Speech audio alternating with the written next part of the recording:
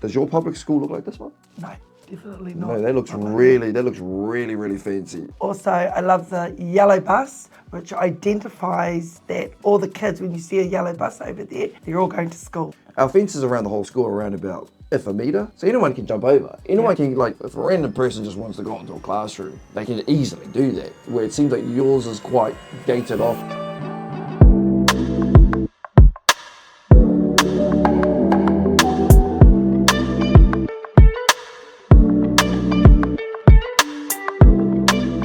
Today I got my mum on for a reaction video. She's been a teacher for 20 years and she teaches the younger ones, so about the 5-year-olds. Here in New Zealand we call it primary school, and I'm not sure exactly what you guys call it over in America. We're gonna soon find out. So today the reaction video that we're reacting to is schools in the US.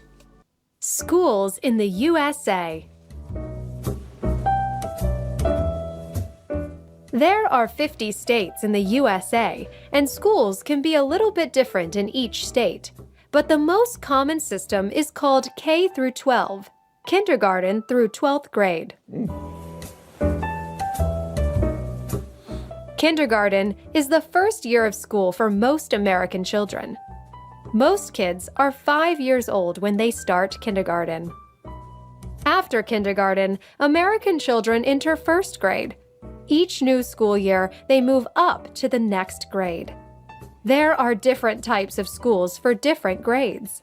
Elementary school is from first grade to fifth grade. In most states, middle school is from 6th grade to 8th grade. Okay. Finally, high school is usually from 9th grade to 12th grade.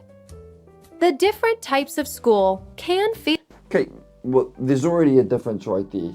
Here in New Zealand, 3 months all the way up to 5, we call that kindergarten. So preschool, where you guys have kindergarten at 5. So when our kids turn 5 here in New Zealand, the age range from 5 all the way to 12 to 13, we call that primary school. There are some cases where your middle school, we call it intermediate, and you can go to a separate school to do that. The majority of the schools have that all in the one, right? So that's, I guess we figured out. We call it primary, you call it elementary. In terms of the high school, that's all the same. Yeah. It's all the same. Very similar. Very similar. feel very different.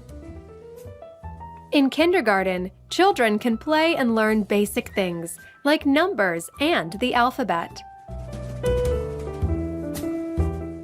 At elementary school, children usually have one teacher for each grade.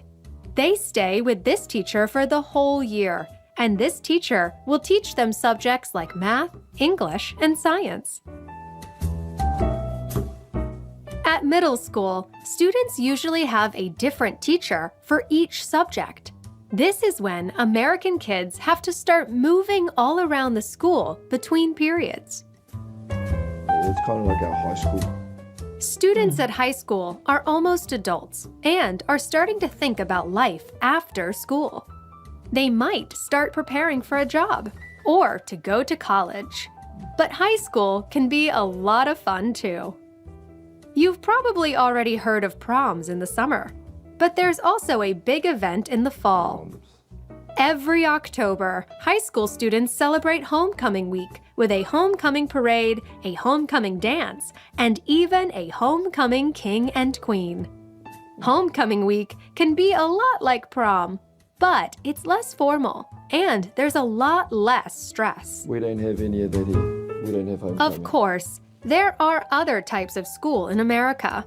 Most students will go to public schools, like the ones we've just talked about. So, before we carry on, I must mention that here in New Zealand, we don't have prom. We call it a ball. We call them a ball here. But we don't have homecoming here. No. It's not a big deal. Where it seems like America, they go hard with your homecomings and proms. We don't go hard here. In terms of this public school, does your public school look like this one? No, definitely not. No, that looks really fancy. That looks like kind of like our government building. Yeah. Yeah, super nice. And I must add, your flags. You guys seem to have your flag hanging up close to everywhere. Here in New Zealand, you don't really see our New Zealand flag. I mean, at your school, you do have a New Zealand flag. We have it. And do you have a school flag We have too? the New Zealand in our school flag. Okay. We have it. Well, not every school. Would you say that we see... Not every school would have that like you guys do. Yeah. Flag in every school. any child can go to a public school for free. Yeah, same here. About 10% of American students go to a private school. Private private schools schools. might have a uniform. They might be religious. they're pretty expensive, or they private might schools. have different teaching methods. But almost all private schools are pretty expensive. Yeah, that's the same as Parents here, have to same as here. pay to send their children to a private school. Some Americans don't go to a school at all. About 3% of students are homeschooled. This means they stay at home and are taught by their With parents. kids at a homeschool. They might still have to go to I wouldn't school say at the it's really end of the year common, for exams, but though. It happens. And that's a brief overview of the American school system.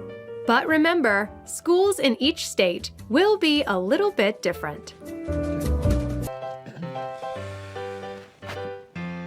Day in the life elementary school student. Our doors open at 8:50, so we have an arrival window where students are entering the building, they're getting to their classroom. Students who live more than a mile and a half from Wow, school are check out provided that bus bus. transportation. Love it. Students who live less than a mile and a half from school are considered walkers. Our walkers arrive at school in a variety of ways. They may ride bikes, they may walk, their parents may choose to drive them and use the car line for drop-off. Some of our students also come to school via A few things that I picked up that is really different from here is you guys have a designated time to drop your kids off. So I think it was 8:50 the doors open. Where over here in New Zealand you can kind of drop your kids off earlier than that. Yeah. Some kids come at 8 o'clock, but the time mainly is around 8:30. 8:30. The kids start coming into And school starts school over there 8:50. School starts over here at 9 o'clock. 9 o'clock.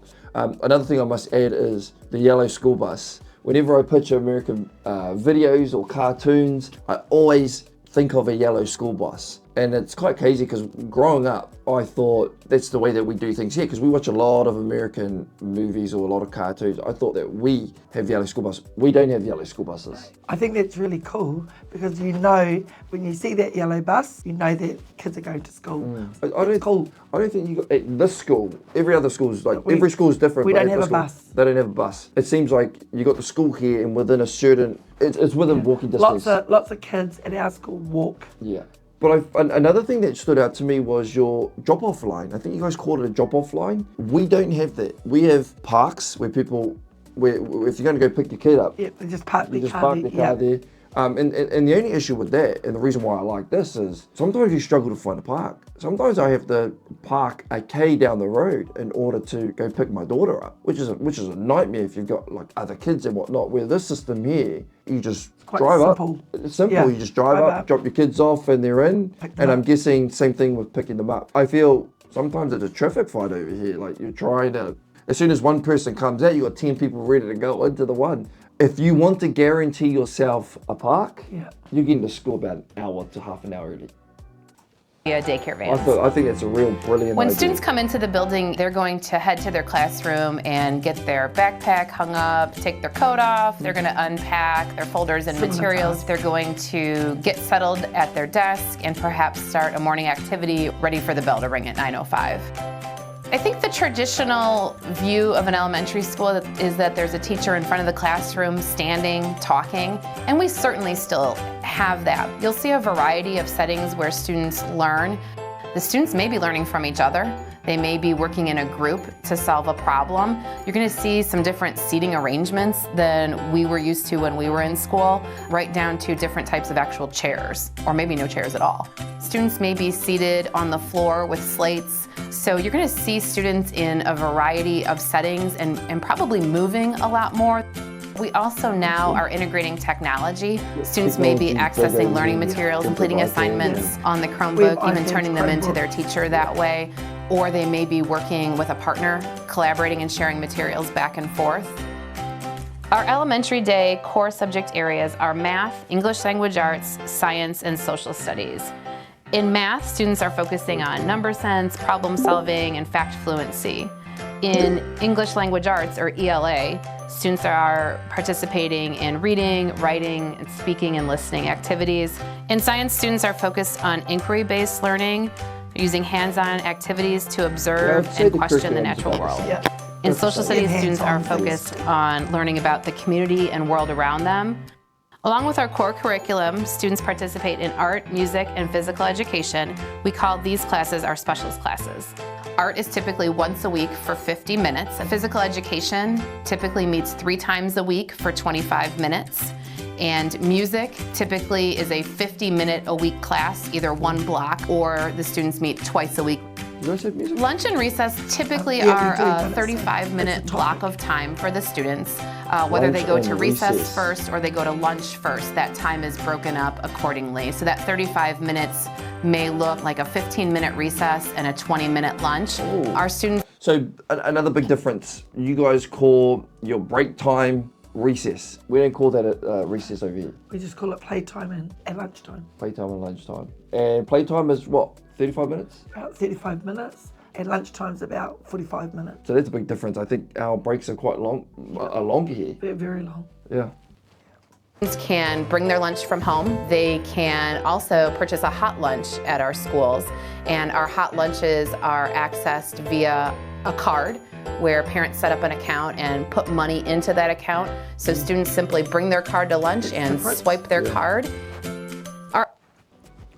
Yeah, at our school we just have, we have a hot lunch, but you don't get to choose. It's just a hot lunch and it's given. And there's government, the government Yeah, pays the government for all of pays for that. Yeah. And but most kids bring their lunch as well. Yeah. So it just depends. Depends on Because, what they feel because like. there's no choice and you're just given like one day it might be just, let's say, lasagna or, I don't know, butter chicken.